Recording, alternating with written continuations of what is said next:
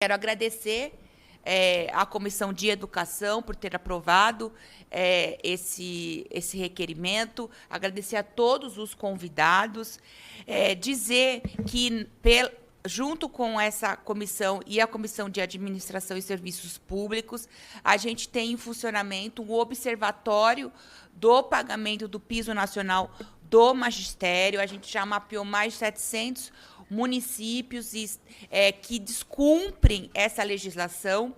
A Lei 11.738 é de 2008 e, infelizmente, até hoje a gente encontra muita resistência para que ela seja implementada.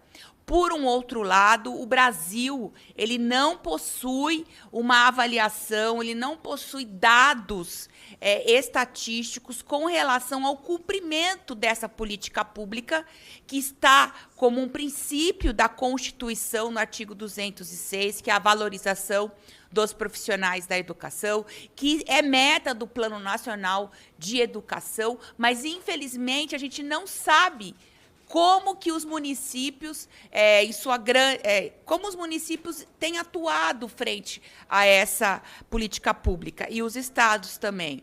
Né? O MEC não tem esse levantamento, a FNDE não tem, o TCU não tem, o INEP não tem, e é importante que a gente tenha esses dados para que a gente possa, de fato, fazer uma avaliação dessa política pública. Hoje, o piso nacional do magistério, por 40 horas de trabalho, está em R$ 4.867 centavos. R$ 67,77. R$ 4.867,77 por 40 horas de trabalho. E o piso, ele também garante uma outra questão que é muito, essa lei, ela garante uma outra questão que é muito importante, que é 1/3 para a jornada de formação. Então, quando a gente fala do descumprimento dessa lei do piso, a gente fala tanto da falta de pagamento, e por ser um piso, o nosso entendimento é que tenha repercussão na carreira toda do magistério, e também o descumprimento desse 1/3 mínimo também para a formação. É impensável a gente pensar num projeto de educação onde os profissionais da educação não tenham tempo hábil para poder fazer a reflexão, para poder fazer a preparação, para poder fazer o seu trabalho, que é um trabalho também intelectual. Então, é muito importante, e a gente faz esse mapeamento através do nosso observatório, que tem outros parlamentares que fazem parte dessa frente, dessa subcomissão, na verdade, que um deles é o deputado Rogério Correia, o deputado Raimon, a deputada professora Goretti, a deputada Socorro Neri, o deputado Dilvan Alencar. Então, a gente tem uma série de partidos, uma série de deputados e deputadas que estão nessa luta pela valorização dos nossos professores e professoras e dos profissionais da educação.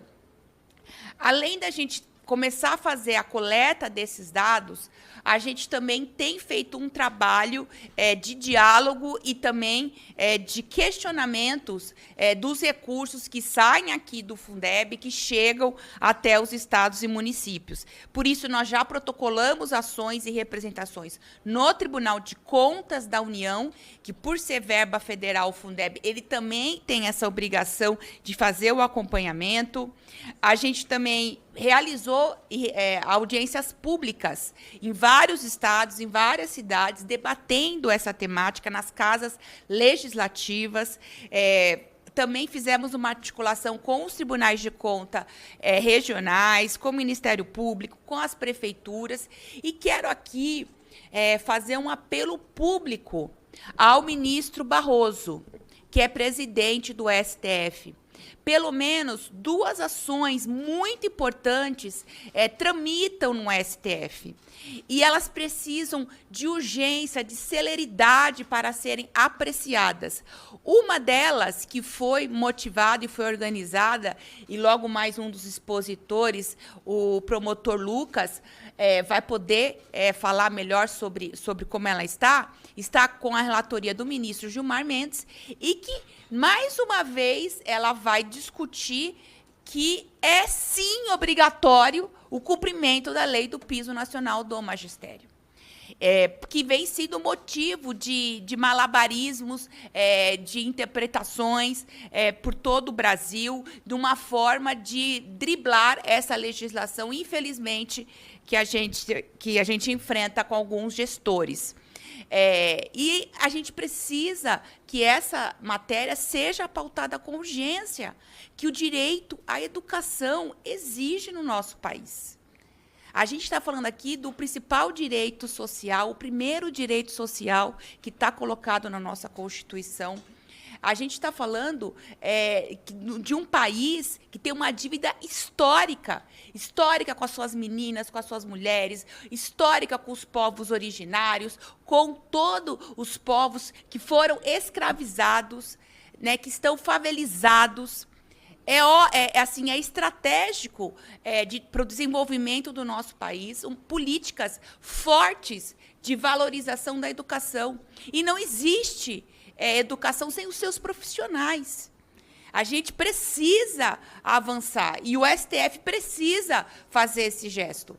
E uma outra ação que está com o ministro Zanin, que fala justamente dessa outra questão, que é a repercussão em toda a carreira. O piso é o início. E esse piso, depois, ele precisa repercutir na carreira de valorização que precisa ter os profissionais. E, junto com isso, é óbvio que nós temos outras políticas públicas, como, por exemplo, a necessidade da gente ter concursos públicos urgentes. Porque, mesmo estando na legislação que é obrigatório o serviço público a gente ter, ser concursado, a gente não vê isso na realidade. Hoje, mais de 50% dos nossos professores e professoras estão em regimes de contratação temporária. E ainda tivemos, infelizmente, uma decisão, no nosso entendimento, equivocada do STF, que permite que a gente tenha vários regimes jurídicos de contratação, e contra isso nós já protocolamos uma PEC, junto com a Frente Parlamentar em Defesa dos Serviços Públicos, com a deputada Alice Portugal, e a gente está colhendo assinaturas para que a gente deixe estabelecido e muito bem fortalecido que serviço público se faz com concurso público, com servidor concursado, porque são políticas de longa duração, são políticas de Estado, isso faz parte de um desenho de cidadania, de democracia, de controle social, e só podemos fazer isso quando a gente tem servidores públicos com seus direitos adquiridos de estabilidade, de gestão democrática. Então, isso faz parte de uma ideia de sociedade. E é isso que a gente vem debatendo e lutando muito para que os nossos profissionais da educação tenham um reconhecimento que seja justo com relação à função que eles desempenham. Muitos servidores estão agora enfrentando, em diferentes municípios, a luta pela database, que é uma outra situação. Né? E uma outra questão da lei do piso, que é muito importante, a gente dizer aqui, que a gente conquistou essa lei e ela está ligada ao financiamento, a todo o sistema de financiamento da educação, e que esse reajuste que é feito anualmente não depende da vontade de nenhum poder executivo. Não é uma benevolência do presidente ou do ministro da Educação. Todo ano é feito esse cálculo e esse índice é reajustado. Isso foi uma conquista também do movimento em defesa da escola pública, da educação pública. E desse ano a gente teve um aumento de 6,27% como valor de reajuste do piso, que é um pagamento mínimo, não é o teto